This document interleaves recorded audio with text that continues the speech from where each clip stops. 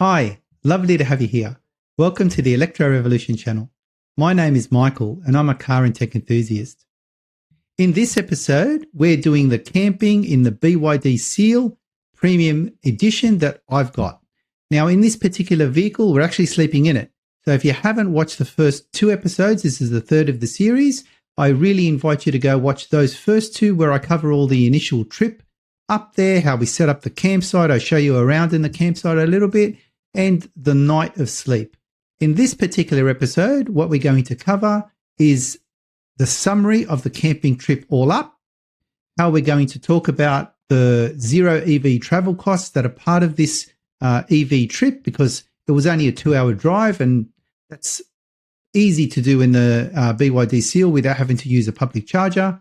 We'll be discussing also the different granny chargers that are used, both the one that came with the BYD and the one that actually was purchased from Aldi for the Tesla that Vitch used. And lastly, what we'll be talking about is the overall experience of actually camping in the BYD Seal Premium, which is an actual sedan. I'll be talking about that, rating it, and yeah, you can watch the episode for that.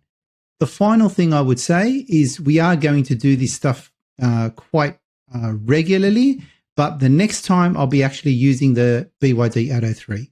So for this particular episode, I really hope you enjoy it, and I'll leave my comments at the end of this series.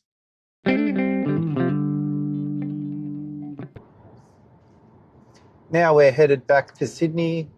For the people that are in Sydney, where we went was just a little bit past Kiama. It was basically Kiama area, but just a little bit further than that, and that had good camping grounds, a beach area. Of course, they've got swimming pools at the campground. If you're bringing kids or anything like that, they can enjoy the swimming pools, they can enjoy the beach. Where we went, we were more interested in fishing. So this was basically a short fishing trip for us. And of course, to test each of the cars with the camping and sleeping in them. Now, we did have two EVs, my one, the BYD Seal Premium. We also had the Tesla Model Y, and we also had a really old ICE vehicle, which was a station wagon. So, believe it or not, they're quite good to camp in because, even though they're old, they actually do the job quite well.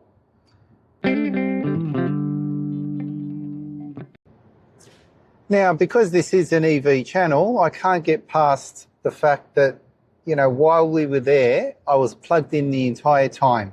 Now, even if it was a GPO outlet and I used the BYD granny charger, let me just quickly talk about that a little bit. Now, when I arrived, I brought my BYD, the one that comes with the granny charger that comes with the car. Every BYD, as far as I know, that BYD cell comes with the granny charger, and if the vehicle supports vehicle to load, it also comes with a vehicle to load adapter. So in terms of when I arrived there and plugged in straight away. Now I remember when I arrived there it was something like 58%. Now that I've left, I actually left while it was 87%. Now, one of the interesting things, even Daniel commented on this, and he's a nice vehicle driver. One day he may convert to an EV, but for the moment he's a nice vehicle driver. And even one thing he commented on is while we were leaving, he said, "You think when I go there they'd be paying for my petrol?" Now what he meant by that, of course, is when you stay at these types of campsites, and this is a campsite with power, not all campsites have power, of course. You pay a little bit extra, maybe about $10 for having a campsite with power. And that also means you can bring, small fridges, anything you want to power off their site. But of course, it's a normal GPO outlet, which is basically the standard 3-pin plug that you get in Australia. It actually stands for General Power Outlet. That's what GPO means.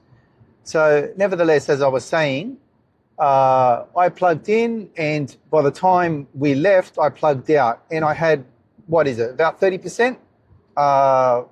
Thereabouts, added to the vehicle, 31%, something like that, which is, however much in kilowatts. Maybe I'll put that up onto the screen. And yeah, I was able to go there with one charge while I charged at home, and I was able to go back, which I'll be there in about an hour, and I'm able to go back without actually using any public charges, which essentially means that the entire trip in terms of travel costs was zero. Isn't that great? Vitch would have had the same thing with the Tesla. We get zero travel costs, where unfortunately with an ICE vehicle driver, what that means is he or she, of course, but they have to still pay for petrol. Now, that's one of the big differences between driving an EV and driving a petrol car. Of course, there's many other different things to talk about between ICE vehicles and EVs, but when you're taking long trips like this, you're doing 1.5, 2 hours, 3 hours, that sort of stuff, and if your vehicle can handle it on one charge, then so be it. You only need one charge when you leave home. When you arrive at the site, you charge at the site, and when you return home, you charge back when you're at home. And of course, I've got solar, so I essentially charge for free most of the time. And what that means is I pay $0 in travel costs. I actually don't pay anything. Now, I'm not trying to rub anything in by saying anything like that. I'm just basically basing facts. You know, when you drive a petrol car, you have travel costs. When you drive an EV car, you don't have travel costs. It's just the fact of the matter. So it's always great. It's just one of the benefits of driving an EV.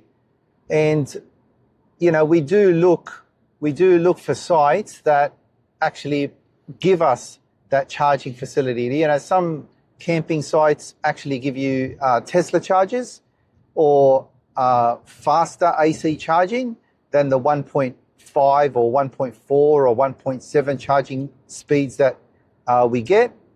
And some hotel rooms give you the fast charging at 7 kilowatt if your car supports that, 11 kilowatt if your car supports that.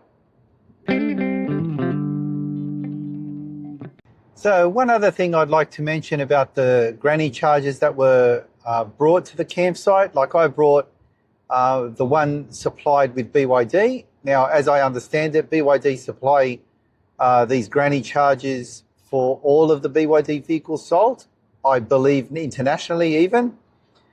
And, you know, they also supply vehicle to load for the units or for the cars that come with vehicle to load facility. But one thing I would mention, that the one that comes with the BYD, it is quite slow. Like the maximum you'll get, or the maximum I've gotten when I plug it into my house GPO outlet, is 1.7 kilowatt. The one that comes with the Tesla, guess what? It doesn't. Of course, Tesla don't give you one. So you have to buy a third party. And what's the interesting thing is Vitch bought a third party one, and he actually got that from Aldi. Now, you know, international viewers would know Aldi is a German company, and, you know, it's not exactly something that they supply every day. Yeah, but when they did make these available, that was one of the first things that Vitch done, is he bought one. And it does help when you go onto camping sites, hotels, things like that, that don't offer the faster chargers. And I'm talking the faster AC charging facilities. Usually you get that with the Tesla home charging systems or some third-party home charging systems. When they don't supply you with it, you can buy the third-party ones yourself for the granny chargers that are GPO enabled. Now, the interesting thing about the Aldi one is it was able to run on a full 10 amp, right? What that meant is, even though I was getting 1.7 kilowatt with the BYD charger, what Vitch was getting was 2.4 kilowatt on an AC outlet, which is incredible. That's actually quite a good speed when you're looking at a 10 amp plug.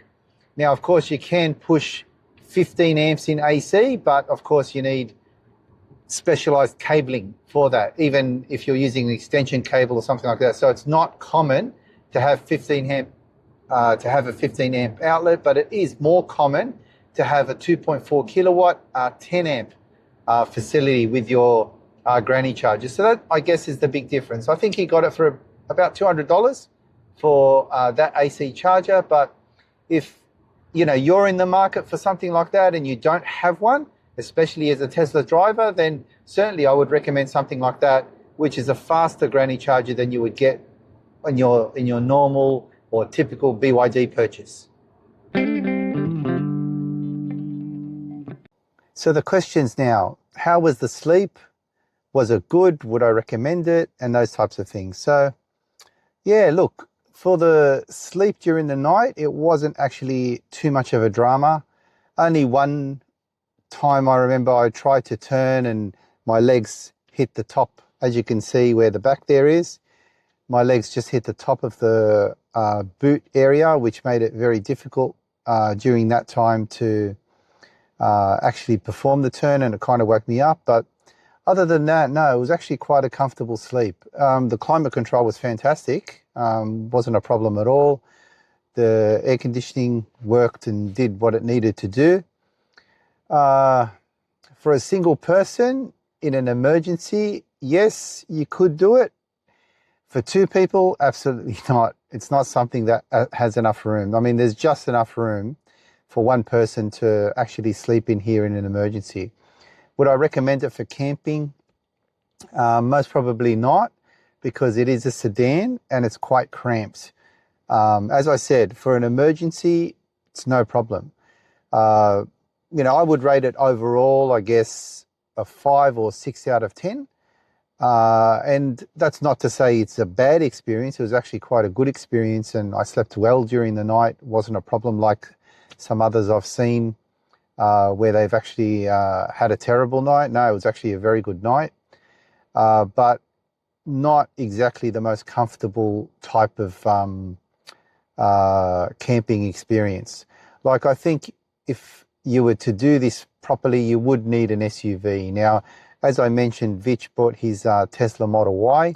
It obviously comes with the mattress that's designed specifically for the Tesla. And he bought that, and it's quite a comfortable, I checked it out, it's quite a comfortable mattress. But yeah, if you're going to do this, I think an SUV. So possibly next time I'll bring the Atto 3, which is an SUV and much less cramped. And do the same thing, you know, put the back seats down and actually try and sleep in the back. So that was the end of the one night camping trip. We did it on a Friday night. We, you know, enjoyed the day doing some fishing and things like that. And yeah, I mean, it also has at the campsite, you know, basically all the kitchen area, fridge, toilets, showers, all that sort of stuff. So it was quite good. We didn't use all the facilities because we brought our own cooking gear and things like that. But yeah, we enjoyed the day fishing. But it does have swimming pools there if you're bringing kids along, things like that. It also has beaches. So, of course, kids enjoy swimming in pools and beaches, especially on beautiful sunny days like this. But yeah, from the adult side, we enjoyed the fishing side, and yeah, we had a really good day. And of course, what we did test was the camping within the vehicles. That was a first for all of us, actually. So, you know, typically we bring tents and things like that, but we said, you know what, let's try our vehicles. So I had the BYD Seal Premium, Vich had his Tesla Model Y, and Daniel, I don't know if Daniel's actually done some videos before with the Electro Revolution, but he's our other mate, and he brought his old ICE vehicle. And believe it or not, even though it's an ICE vehicle, he had to basically wind down the windows at night. He had a gazebo on top of it from the rain, and he had those insect filters, you know, just on the window, so he could get the fresh air and not have the insects enter his car. Of course, with an EV, you don't need to worry about that because you just do the climate control and you leave your windows up. But yeah, I mean, it's still a station wagon, so it was quite comfortable for him. Overall, it's something that can be done. Would you want to do it all the time? Not 100% sure. I know with Vich, his Model Y was fine. He had his two young kids. They were able to sleep in it without a problem. 3 of them in the back of that car, and he had the Tesla Air mattress, which he actually buy and made from Tesla. So, of course, that fit perfectly, and he was quite comfortable in that. I had the 2 foam mattresses, or sponge and foam, together. That was fine for me. And Daniel also had air mattress, so he was quite comfortable in that. So overall, it's something we will do again, likely in another fortnight, possibly following that another fortnight, just so we can get, I guess, the ideal situation if we want to continue doing these short trips, just to, you know, get away from work and all that sort of stuff and just enjoy a break. Nevertheless, I really hope you enjoyed this episode. If you did, please give us a thumbs up, subscribe to the channel, share this content with others who'd be interested, or just leave a comment. It really all helps. Until the next time, I hope to see you there. Bye for now.